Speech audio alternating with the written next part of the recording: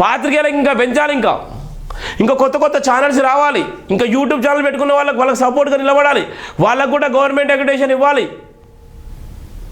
వందలాది మంది ఈ పేపర్లు నడిపిస్తున్నారు. వందలాది మంది ఇవాళ ఉన్నటువంటి సమైక్యాంధ్ర పాలనలో ఇలా నలిగిపోయినటువంటి జర్నలిస్టులు ఇలా సొంతంగా తెలంగాణ రాష్ట్రం వచ్చిన తర్వాత 12 సంవత్సరాల నుంచి అనేక మంది జర్నలిస్టులను తయారు చేసినటువంటి చరిత్ర కలిగి ఉంటున్నారు.